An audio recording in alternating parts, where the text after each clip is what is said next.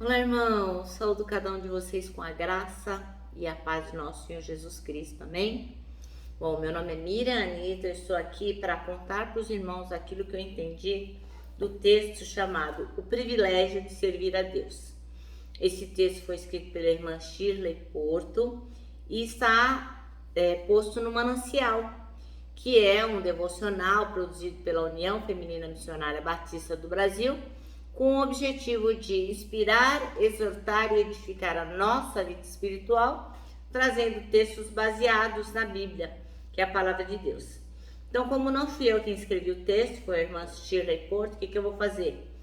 Vou ler com os irmãos e contar aquilo que eu entendi, tá bom? Vamos iniciar orando, pedindo ao Senhor que nos mostre aquilo que nós precisamos enxergar.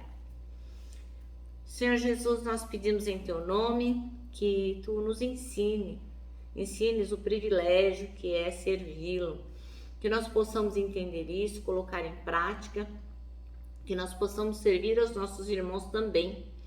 Ó Pai, que o texto de hoje seja claro para que nós possamos entender, que o Senhor possa dar uma porção dobrada de entendimento para que nós possamos realmente ter as nossas vidas, as nossas almas edificadas. Eu te peço não porque nós mereçamos, mas a gente pede em nome de Jesus Cristo, em teu nome. Amém. Meus irmãos, então a nossa porção bíblica, escolhida aqui pela irmã Shirley Porter, é Êxodo 1, de 15 a 21.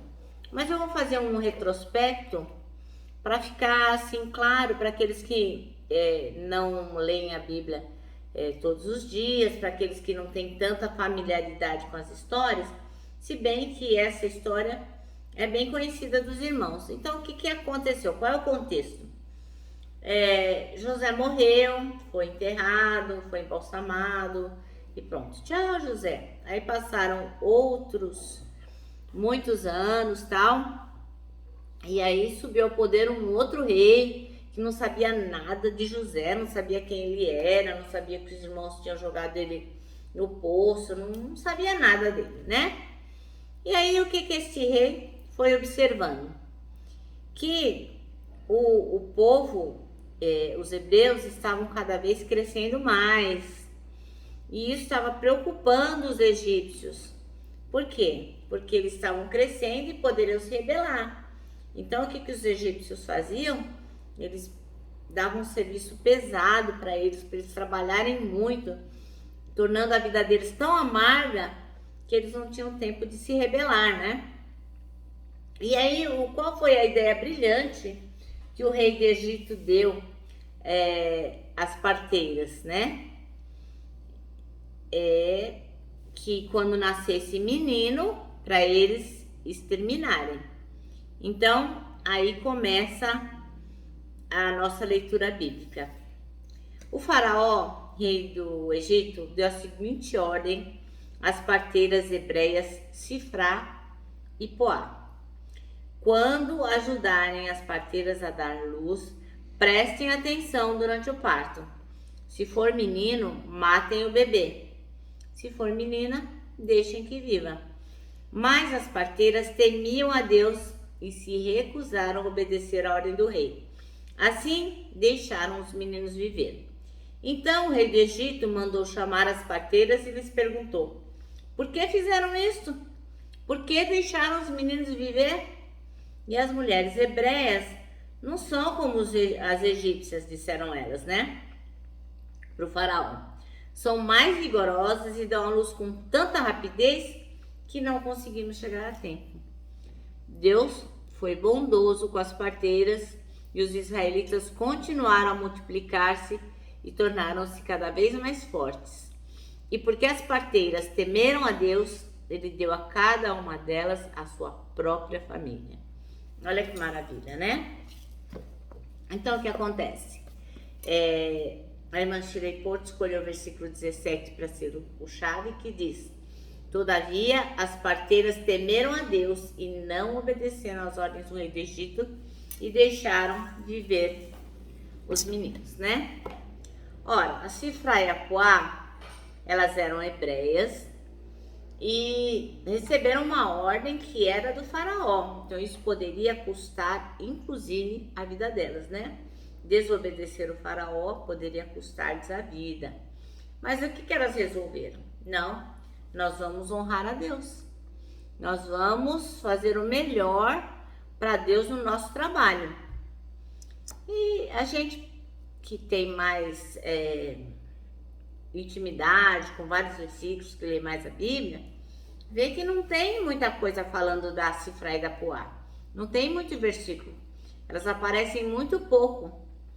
Mas o que elas fizeram foi tão grande que acabou marcando a história de Israel. E foi registrado na Bíblia. O Senhor honrou o trabalho delas.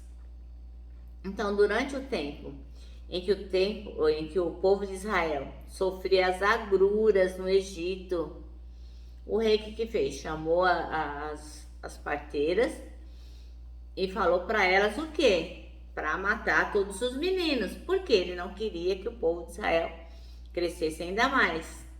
Mas elas, no coração delas, elas sabiam que aquilo não era certo a fazer.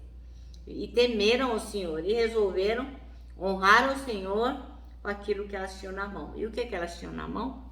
O trabalho delas. A gente sabe que as mulheres naquele tempo não eram muito valorizadas, elas não tinham voz, elas não tinham vez, mas a Sifra e a Puá sabiam que elas poderiam oferecer aquilo para o Senhor, o melhor do trabalho delas.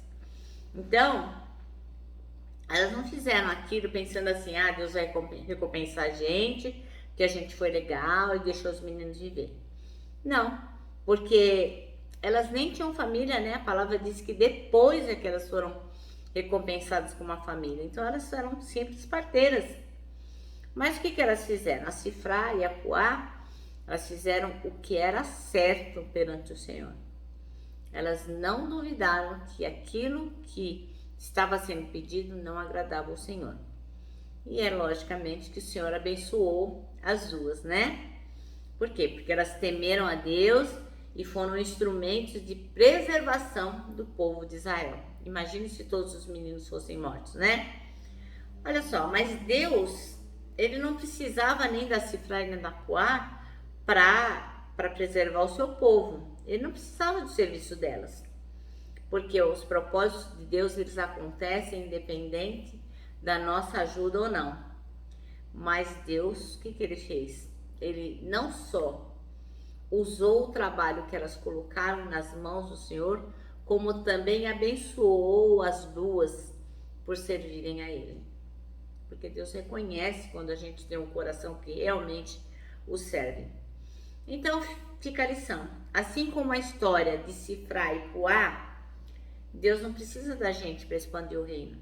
Se você não falar de Jesus, se você não fizer o seu melhor, se você não andar nos passos dele, se você não servir ao próximo, se você não ler a Bíblia, não orar, se você não quiser nada com nada, não tem problema. Mas é privilégio da gente poder servir a Deus. É privilégio nosso fazer com que tudo que a gente tem, tudo que nos pertence, tudo que está à nossa disposição, que a gente coloque aos pés do nosso Deus.